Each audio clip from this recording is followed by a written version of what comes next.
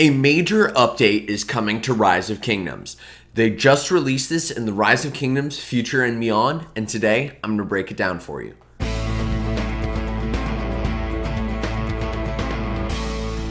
Hello ladies and gentlemen, welcome back to another Rise of Kingdoms gameplay episode from your very own Shappy Gaming. Today we are going to be reading through the Rise of Kingdoms Future and Beyond update that just came out on Lilith's official Facebook page for Rise of Kingdoms.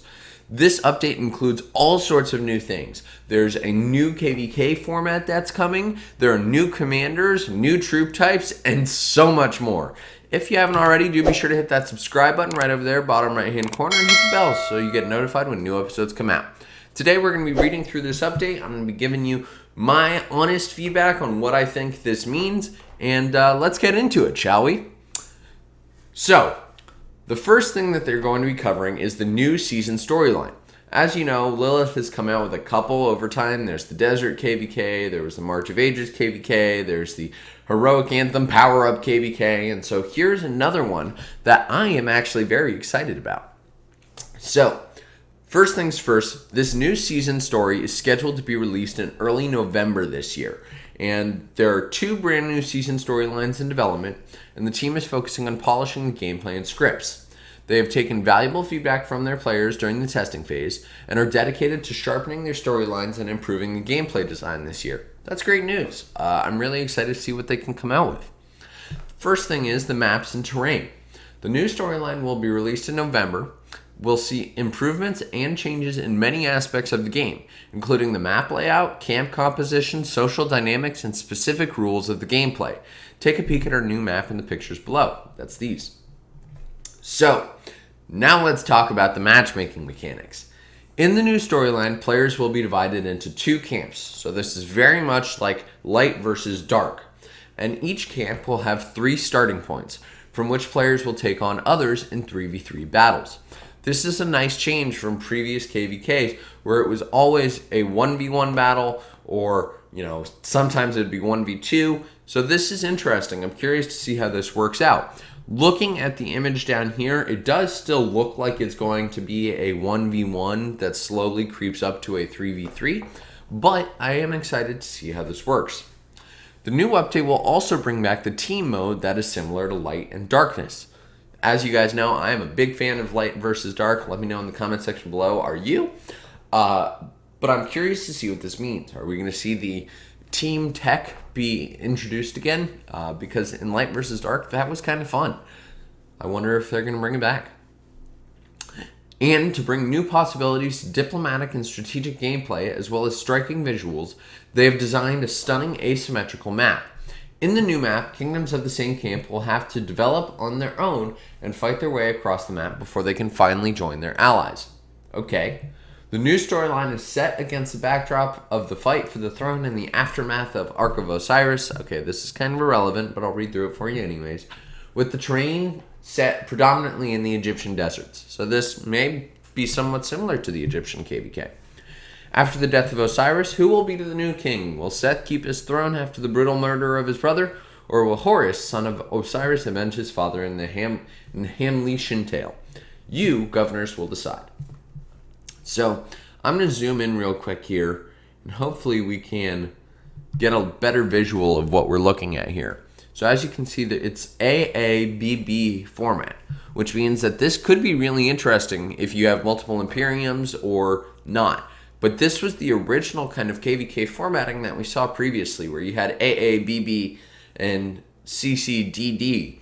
So I'm curious to see how this will work out. But this layout is going to be interesting. You still have the center of the map right there. You may be able to see that. But you have A and BB here, AA and AA there. So this is going to be interesting to see how this kind of all plays out here. It does look like you are going to be fighting to get to that center section, but there are zones that both have access to that you may end up fighting for early on. Moving on. The next thing that Lilith is introducing is changes to talents. In the new update, Governor's gameplay focus will expand from city management and troop command. Ooh, where'd it go? Whoa. will expand from city management and troop command, introducing the all-new talent system. Players will now have many pathways for developing talents and skills. In each season, governors will need to set their strategic focus, whether it be field battles, siege wars, or city development, to make sure to allocate talents and skills accordingly. We believe that the new talent system will bring greater strategic depth and nuance to the game. So this is very, very interesting to me. I'm curious to see how this works with the current talent system and if Lilith is really going to be getting rid of it. I am inclined to say probably not, but what this does show us is that they are making a more strategic focus on making sure that you actually specialize early on in KVK. As you can see with Heroic Anthem right now, they are trying to push people to say, okay, you're going to be a field player or you're going to be a rally or garrison player. Here we see a similar situation, and it looks like you have leadership, warfare, and support. Now, this does look kind of similar to what we have today. And the reason that I say that is because we do have leadership here, and then we also have support. Now, I am going to click into in-game to see if the support tree has any of these skills right now, because that may give us a better idea of how this is going to work. I am a little bit intrigued here because you see something called strategy points. These seem to be kind of similar to talents, but I don't really know how you're going to get them. And as you guys always know, I do have my concerns around Lilith and their pricing strategy. So it should be interesting to see how this works. I am kind of excited, but I do want to double check and see how this compares to the existing talent system. Okay, very cool. So that's exciting. Now, will improvements be made to the KVK matchmaking mechanics? This is something that we have all been wondering. KVK matchmaking has been a mess for far too long. So, it does look like the answer is yes. The team has been working to optimize the KVK matchmaking mechanics, particularly Season of Conquest, which is obviously the most broken. And their primary focus is to resolve issues caused by the large differences in strength between kingdoms for more advanced players. The matchmaking mechanism during Season of Conquest will also be interconnected to the KVK stories, as the team mode will allow for more strategic depth and social interactions as well. So, I'm a little confused here. I think the team mode really is only applying to this new KVK format that they're introducing, and so they're planning on optimizing KVK matchmaking for that. But this does say particularly Season of Conquest, so that may apply to Strife of 8 and Heroic Anthem as well.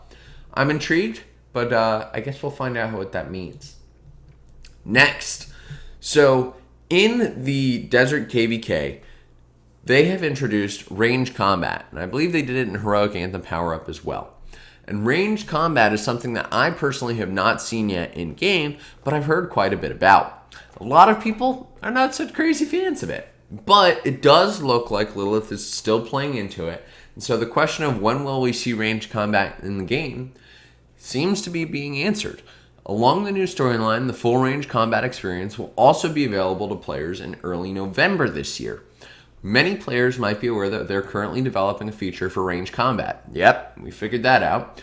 And if you're unaware of how that works, it's kind of like the arrow towers in a bard camp. I can show you guys that as well. But that's only part of the show. What we have been developing is a whole new set of gameplay features named tentatively the Formation System.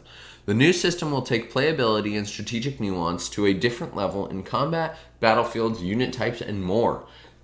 Their bold changes will revolutionize the gameplay experience by adding a new dimension of depth to the battlefield. Players will be able to enjoy a much more realistic experience, making the most strategic use of their unit types in combat. With that, they'd like to reveal some upcoming changes.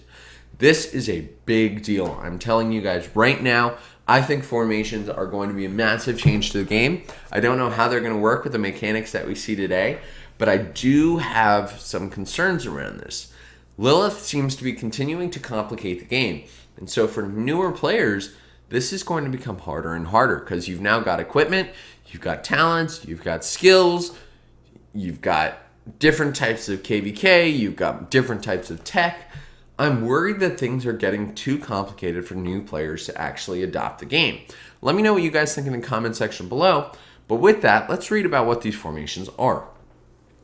The formation system will allow users to make the most use of each type of troop unit, siege weapons included. So we've all been wondering, are siege units ever going to get commanders?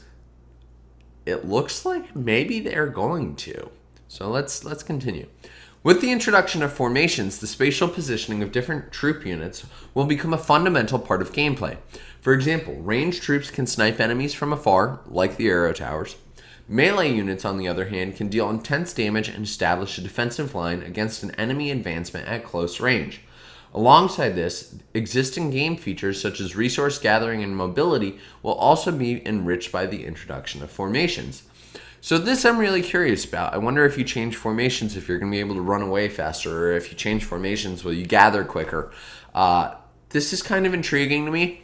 I would like to see how this is going to work out, but I will point out here, this does not look like it is specific to the new KVK type that is being introduced. So we may be seeing this for Kingdoms starting day one and moving on from there.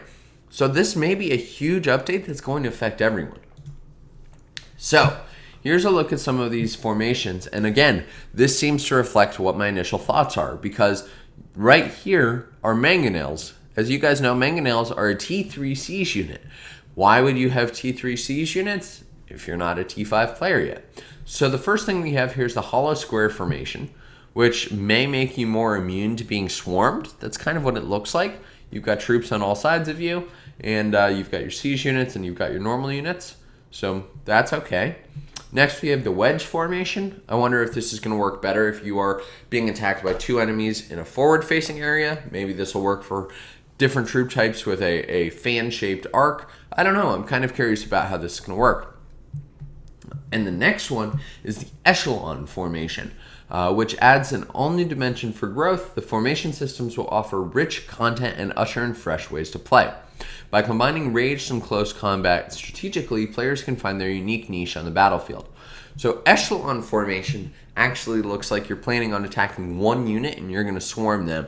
So I am wondering if my prediction on how these different formations is going to play out. I think the wedge formation is if you're, having two targets attack you in the front, or maybe you're attacking just one. I do think if you're attacking just one target, echelon is going to be the one they want you to go with, whereas hollow square is going to be good if you're getting swarmed. Now, I am curious to see how this is actually going to play out in game and how this is going to work for particular commanders like Attila Takeda, who are extraordinarily swarm proof. Is this going to add to that? I really don't know. I'm also curious as to, are you going to be able to manage the formations of all 5 marches, or are you going to say, I want wedge formation and that's that? We'll find out in the game as they release further updates, but let's continue on, shall we? The next thing they're changing is the combat system. To achieve the synergy effect of a combination of ranged units and close combat, allowing for optimized use of different troop units, they're introducing a new collision system. So this may be similar to kind of how Tempest Clash works when you bash into the other boats. That seems to be where they've gotten their inspiration here. And this allows players to form front and rear lines and giving them more options in their troop positioning strategies, whether they're up close with the enemy or attacking from a distance. They'll add a troop behavioral option which will allow players to choose whether or not to engage in battle upon encountering enemies. So this is also interesting. It seems to be kind of an inspiration from the blockade system that they tried to pilot in one of these other KVKs. So if I'm able to run away, I don't know if that's always a good thing. I am a little concerned about infantry units trying to escape. I've got my doubts. Additionally, features from the collision system will also be available in Season of Conquest storyline, where players will enjoy a distinctive combat experience. So, the collision system seems to be predominantly Season of Conquest, but all this other stuff looks to be not just that. Let me know in the comment section. Do you think I'm reading this wrong? They are also doing a couple other changes. So visuals. They've put a ton of effort into visual design of the new system, and they have plans to add formations and weapons historically used by different civilizations in real game battles into the game. So I really like this. When I started playing Rise of Kingdoms, I was inspired by Civ, and so coming to this, I was kind of hoping that they would have some more realism. I'm kind of excited to see how this looks, but what intrigues me is that the example that they give us is the triple bow ballista, known for its killer accuracy and ranged attacks. But ballista in-game kind of suck. So are they investing in Siege now? And are they going to be a ranged unit type that you could then use to actually attack enemies? If that's the case, maybe they are adding more Siege commanders and Siege will become an actual component of this game. I'm not sure how I feel about that. I'm kind of excited about it, but I'm also a little nervous to see how that unbalances things. And what you have all been waiting for, and if you're watching to this point, I'm thrilled. New commanders. Both Prime Commanders and new regular commanders are in development and will be released periodically. Lilith has already announced they're going to be making Prime Commanders of all of the existing Epic Commanders that you see within your civilizations. But we do have some new commanders coming, and it looks like they're planned for late 2022. They'll be introducing brand new Season of Conquest commanders over the second half of this year. My guess, probably November or December as well. Zhuge Liang, for example, totally butchered the name, will also be adding a new commander type alongside the formation system. With that, we'd like to reveal some of the upcoming commanders. So this is interesting to me. Let me know in the comment section what you think these commanders are. I'm going to guess that this person on the left is Zhuge Liang, but I don't really know who this is on the right. From the tassels and from the mace, I'm thinking he's someone European.